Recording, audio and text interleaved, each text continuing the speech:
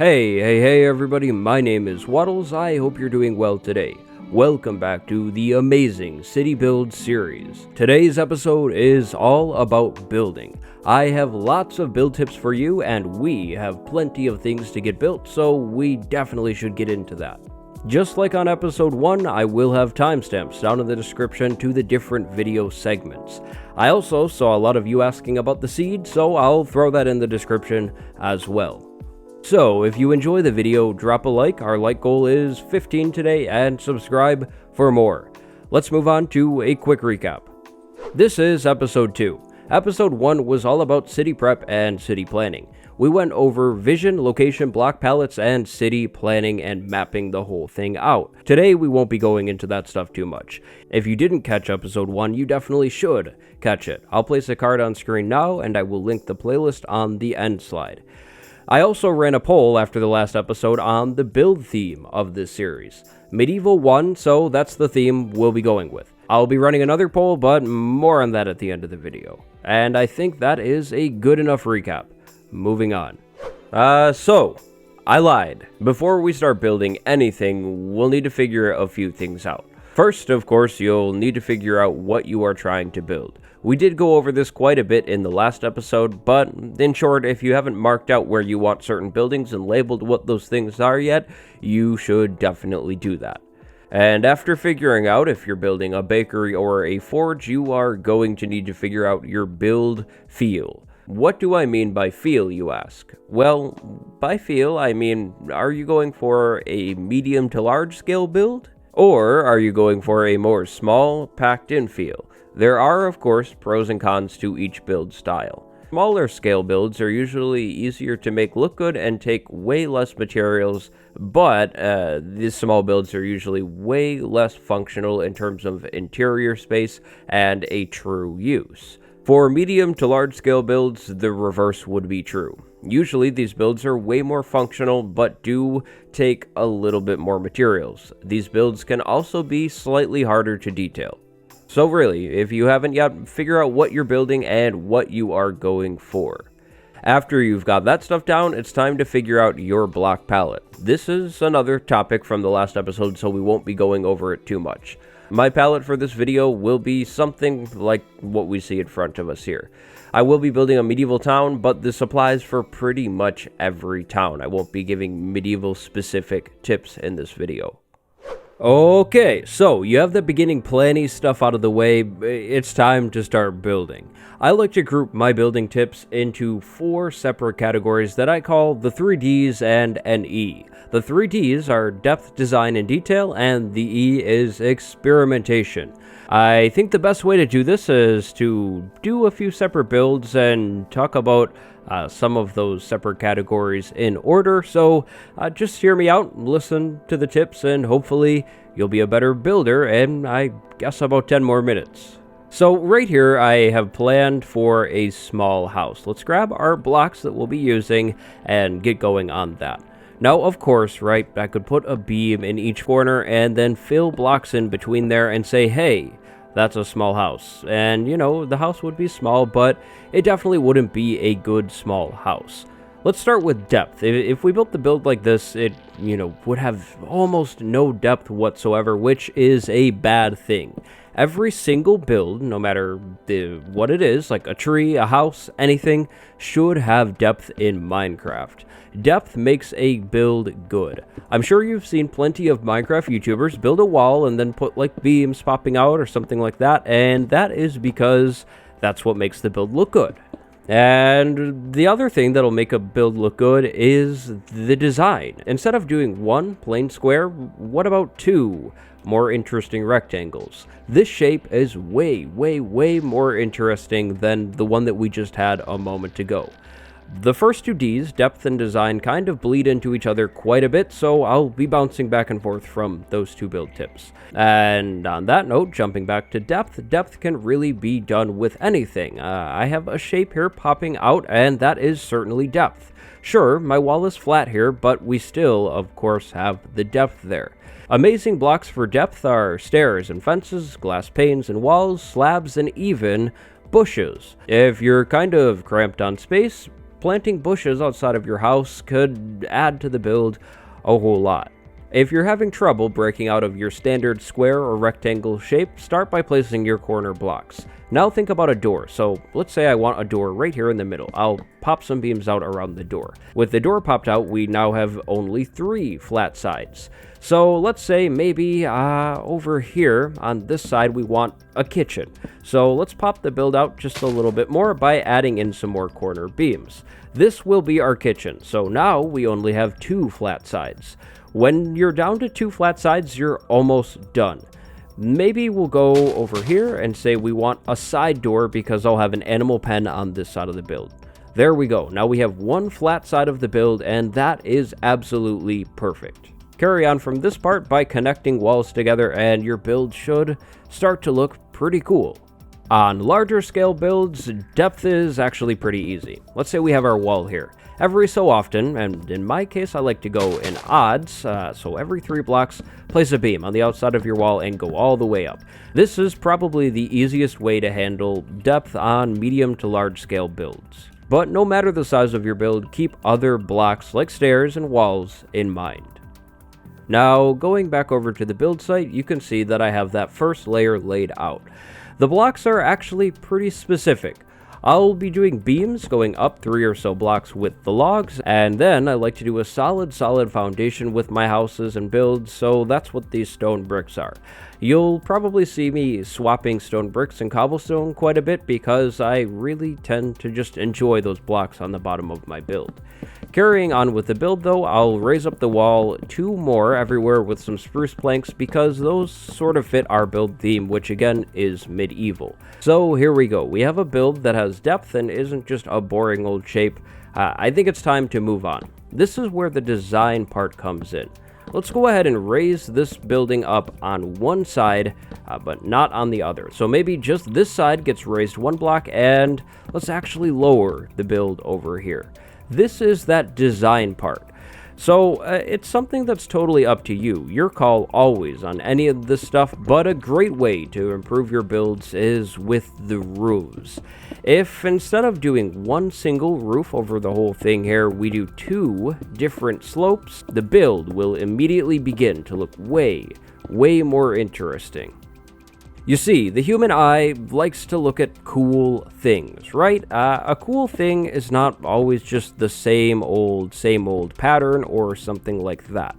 By switching your build up and changing the roofs around or making things pop out and other things pop in, your eye will have a whole lot more to look at. So to make your builds look more interesting and cool, just change things up. Give the viewer's eye something different to look at. Wrapping up the roof line at the top here, I have an odd space, so I'll put an upside down stair, and then same with the other side, and let's go for a little peek along the top of this roof here. Let's pause and talk about roofs really quick. Always pop your roofs out over the wall, really to make things make a little more sense. I'm not a huge fan of this thin line here, so I'll go ahead and add some slabs along the bottom, which also blocks off the wall a little bit. I have 2 different roof lines here, so I'll have these pop down a little bit more so everything doesn't just connect in this area here. Symmetry is a good thing. You don't always need it, but more often than not, if things are symmetrical like this little line here, the build as a whole will look a lot better. Finishing things off on the top here, just thickening up this little bit, I think we're just about good with this build here. So here we go, here is the final build. Almost. You see, I say almost because in 1.13 we don't have mossy cobble slabs or really anything like that. But we do have other gray slabs that we could totally come in and mix in here at your own discretion to make this roof a little bit more interesting. Of course, you could use mossy cobblestone bricks, but that could start to mess with the inside of your build, so if you're not into that, mix in some other gray blocks, again, at your own discretion, meaning however much or however little you like, to make things look just a little less samey. You see, adding in these stone bricks from time to time breaks up the cobblestone pattern, which, in my opinion, makes things look a little nicer. Again, in 1.14, we'll have a lot more options, but for now, I think something like this will do. One final tip before we move on to detailing your builds. With medium to large scale builds, remember that you can pop walls in and out. This isn't going to work as well for smaller builds because, we'll be tighter on space, but if I have something like this, I can totally pop the wall in one block, then have beams, and on the top, have the roof pop out one block beyond the beams. Again, still, always pop out your roof. It will help your build so much. So that's pretty much it for our general build tips. Let's move on to detailing. So, detailing. Detailing is a lot more straightforward than the whole depth and design step. Detailing is also my favorite part of a build by far. And detailing can be done with a whole bunch of different blocks. Let's start off with the door. Instead of doing a plain old door like this, popping a door on the inside, like this here, adds a lot more depth and, of course, detail to your build. Now let's talk about windows. Instead of doing a plain old closed window with glass blocks, maybe do a half open window with glass panes. I almost always go for glass panes when I can. I feel like I want a closed window on the front of the build though, so we'll close both of those windows. We'll throw another window up top just to kind of finish things off. If you haven't done so yet, and if you are using blocks like stone bricks, use the variants. Of course, the variants for stone bricks are cracked stone bricks, patterned stone bricks, and my favorite, mossy stone bricks. So let's talk about windows again. We'll have an open window this time, and then on the outside of my window, on either side, I'll put some shutters. We'll actually add in a second window over here because I think that would look really good like that. So now we have some shutters on the back that really don't make sense. If you think about this shutter closing, it kind of ruins the illusion, but it looks nice. If you happen to have large flat wood areas on your build, adding in some staircases can help add some detail and make the planks look like maybe they're a little worn out or possibly even missing, and somebody should definitely take a look at them and fix them up. And then finally, if you want extra stones on any stone part of your build, add in some buttons just to make things pop in and out ever so slightly. And then, of course, the plant life. Adding plants around your builds will bring things literally to life and make your build look way more polished. Torches are kind of ugly, but if we plant the torch on a fence post, they look ever so slightly better. So, I know, I just jumped from one thing to the next thing to the next thing, and it was all kind of fast, but that was actually the point. The point that I'm making is detailing is really not that hard. Just think about the blocks that are in the game and try things out. Place doors backwards. Maybe leave windows open. Use trapdoors and non-trapdoor fashions. With a little bit of randomization and a whole lot of creativity, your builds will literally transform in front of you. Remember to use blocks for what they're not meant for. Of course, trapdoors aren't shutters and buttons aren't meant to just be rocks on a wall. Tree leaves aren't meant to be bushes and stairs aren't meant to be missing planks in a wall, but by using these items in different ways, we just made our build look way more detailed and a whole lot more polished. There is honestly probably a countless amount of detailing build tips that I could give to you, and I came up with those tips by experimentation. This is the E and our 3Ds in the E. Experiment with blocks and use them how they're not meant to be used, and you'll come up with things that you like to do. Maybe one day you take some pressure plates and you place them on your roof and then find out that, hey, I actually kind of like that little bump there. It almost looks like a shingle or something. Or, of course, you place some stairs in your wall and then found out, hey, that kind of looks a little cool. Try to think outside of the box and do different things. Try out things that you haven't seen before. I'm sure a lot of the things that you try out might not work, but that's normal. I've tried out plenty of things just to tear them down right after because I realized they're insanely ugly. I even tried building with diorite before, and yeah, some experiments are just bad, but you won't learn anything new without a little bit of experimentation. Remember, every single good build starts from nothing. With a little bit of depth and design, you'll create an interesting looking build. With a little bit of detailing, your build will literally come alive, and then of course, with experimentation, you will learn new build habits that you like. We'll be getting into more detailing and interior build tips in a later episode, but I think that just about wraps up this segment for now. So let's move on to the final portion of this video. I'd like to talk a little bit about circle builds because they are really fun to do, but also difficult if you don't know what you're doing. I'll be firing out just a bunch of circle building tips that I've learned over the years. Always start with a rough outline of your circle like I did in the ground. If you don't start with this outline and you just try and place blocks randomly and make your whole circle tower or whatever from scratch without an outline, you're probably going to make an oval or maybe a square. I hope you don't make a square, but yeah, create an outline for your circle. After that, I like to go ahead and place a stone base. So I'm building a tower here. We'll start with the stone base, and I won't have any depth. Circles are already interesting looking and kind of handle the depth portion on their own. But if you don't like this flat cobblestone wall and you didn't quite enjoy the idea of mixing mossy cobblestone in here, you could place beams on the corners of your circle. So there's a corner, and then in the middle of your flat side. So there's the middle of the flat side. The beams won't really entirely do the whole depth portion because of course they are kind of flat in line with the circle, but the beams may help create a visual illusion of depth. After doing a 3 or so block high bottom portion, I'll usually go in with some stairs or slabs and have the circle actually pop out just a little bit more. After placing the stairs, I'll usually come in with some slabs that match those stairs and place them right on top of the stair blocks.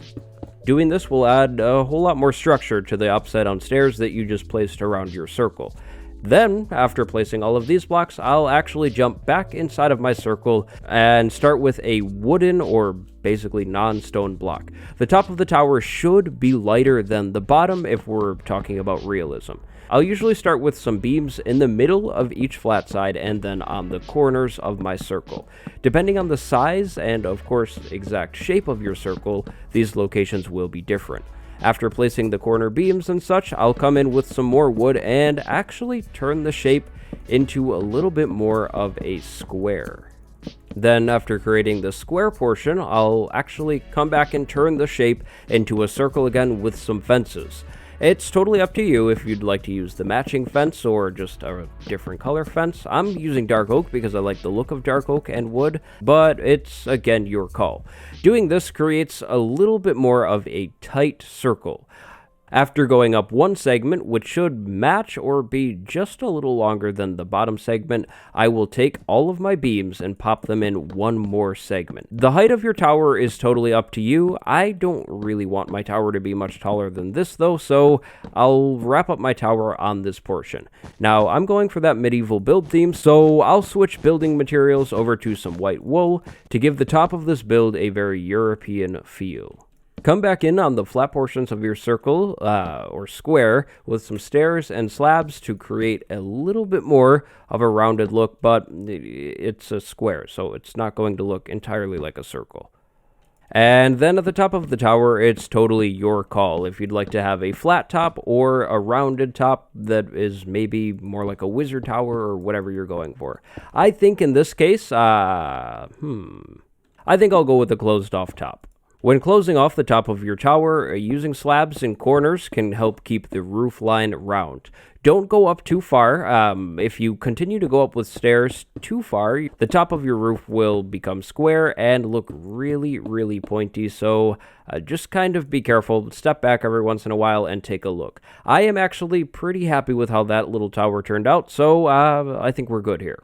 Circles are definitely not the easiest shape to work with, but with some practice, you'll get the hang of things, and circle builds will become really easy for you to build.